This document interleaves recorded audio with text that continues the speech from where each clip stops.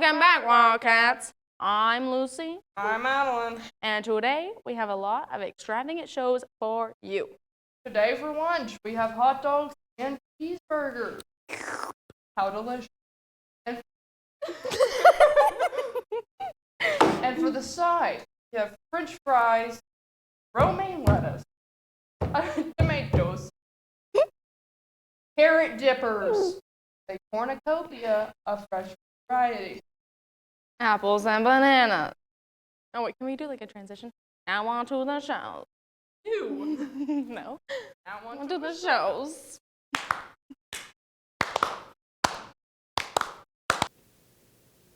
What's up, Wildcats? I'm Jason. I'm Eddie.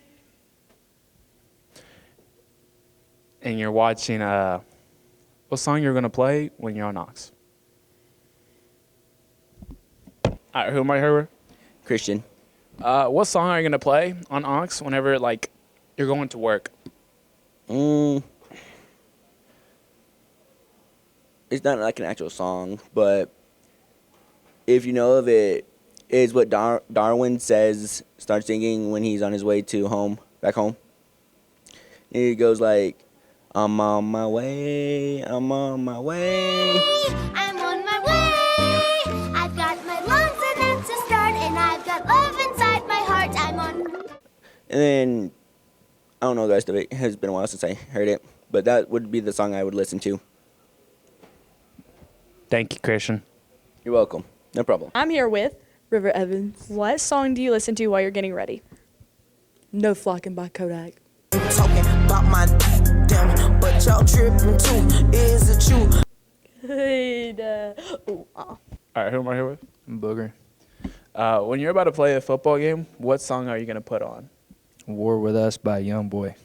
Don't go against the grain. We headed to the top. You don't want war with us. Yeah. I'm here with Ella Weber. What song do you put on aux when you're about to cry? The Greatest by Billie Eilish.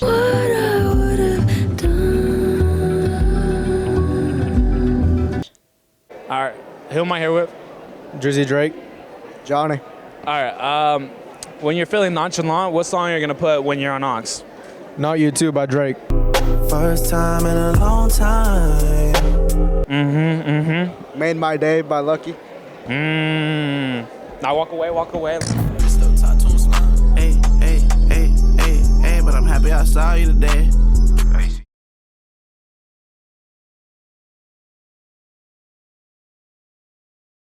Hey Wildcats, welcome back to bringing F1 to Rabun. I'm Giovanni, and due to this weekend being the Australia Grand Prix and the start of the 2025 Formula 1 season, what's the best way to start a season other than fighting out the drivers for the teams this year? Going down the list for the Constructors' Championship for last year, the first team will be McLaren, their first driver being Lando Norris. Norris won 4 races in Miami, Dutch, Singapore, and Abu Dhabi. Their second driver is Oscar Piastri, who won 2 Grand Prix last year, the Hungarian and Azerbaijan GP. The second team is Ferrari's first driver is Charles Leclerc, who won 3 Grand Prix last year, the Monaco, Austin, and Monza Grand Prix. Their second driver is sadly no longer Carlos, but Lewis Hamilton, who won 2 races last year. And those 2 races were Silverstone and the Belgium Grand Prix. Thirdly, we have Red Bull, whose first driver is Max Verstappen, who won last year's World Driver Champion and won 9 races last year. Byron, Saudi Arabia, Suzuka, Chinese, Amelia, Canada, Spanish, Qatar, and one of his best races yet, Sao Paulo. Their second driver is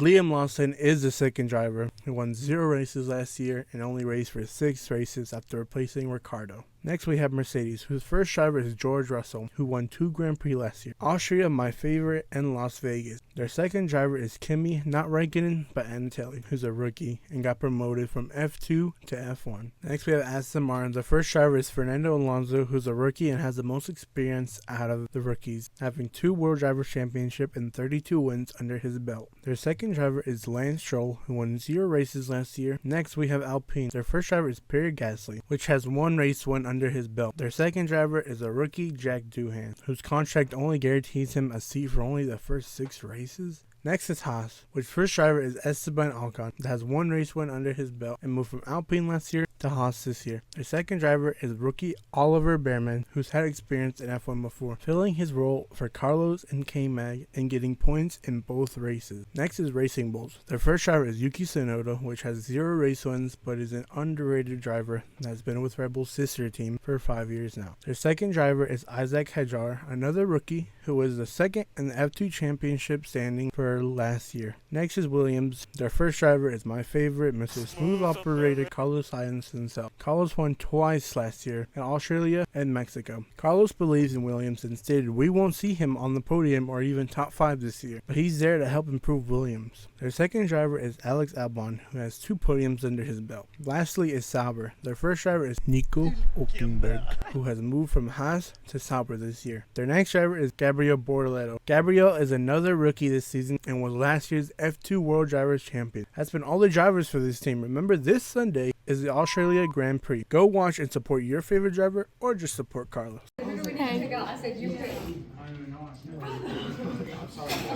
Hey guys, today we're going to be playing Pass the Phone. A different trend each time. And it's the camera. Welcome back, YouTube. My name is Landon Bedingfield. I think Kinsley McCall has the finest sister. Hey guys, you're here with Hayden And Abby. The person on the soccer team that we would not let date our son is Ansley. My name's Ansley, and I'm passing the phone to the cutest guy in the school. I'm Clayton Wellick, and I'm going to the Air Force. My name's Presley Burrow, and I'm passing the phone to the girl with the worst self-tan. My name's Emma, and the self-tanner I use is Bondi Sand Black Bottle, but I don't like it. My name is Jason Juarez, and I'm not letting Evan Page date my daughter. My name is Evan Page. I play football. I'm number 12, and I'm a receiver.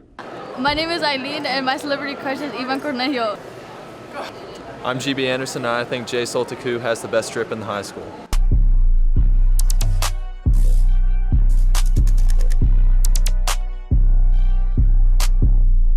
Hello, Wildcat TV. So, today, I want to talk about how we're always looking at the future and saying what will be different in the future than today. But how about we go rewind and see what people from the past thought today would be like. So how about we dive right in to the first depiction, which is actually part of a series that I've done from the same artist, a French artist, Jean-Marc Coté, depicting, trying to predict what France would look like in the year 2000 from the year 1899. So a little over 100 years. So the first depiction here, we have electric scrubbing. It's an automated cleaning robot that does all the cleaning for you in the house. So, is this depiction accurate? Pretty good for the time. Now, it's not as what it looks like in the depiction, but just a few years after that, you have the invention of the actual vacuum cleaner. And then about 1996, you'd have like the first design of like our current Roombas. So, and Roombas are amazing because otherwise we wouldn't have stuff like this.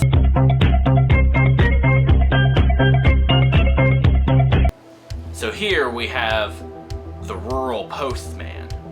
You see he's on a little personal plane of sorts and he's giving mail to someone on a balcony. Now was this right? Absolutely not. The delivery of physical mail would remain about the same, and even in 1971 you would see the first invention of emails, but now it's we don't have anyone flying gliders to balconies to give someone mail.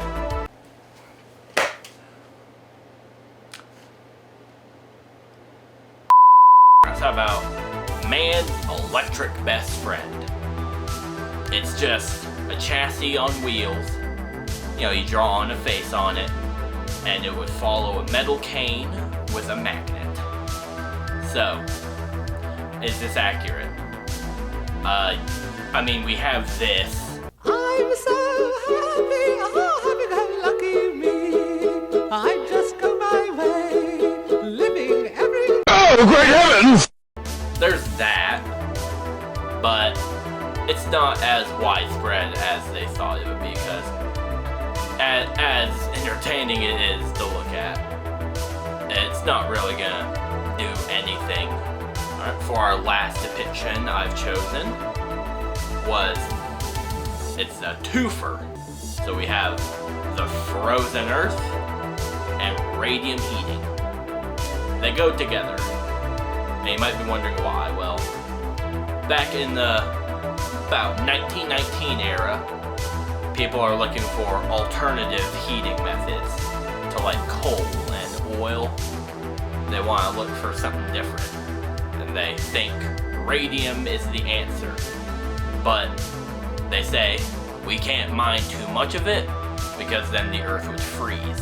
But a few years later, there would be an incident called the Radium Girls that would draw attention to how dangerous radium is. And some people were like, yeah, maybe it's better we don't put this highly radioactive element all over someone's house. But the future is always changing. We can make our own predictions. You say this that will happen or that will happen, but in the end, we can never know until the future is the present. Until we meet again.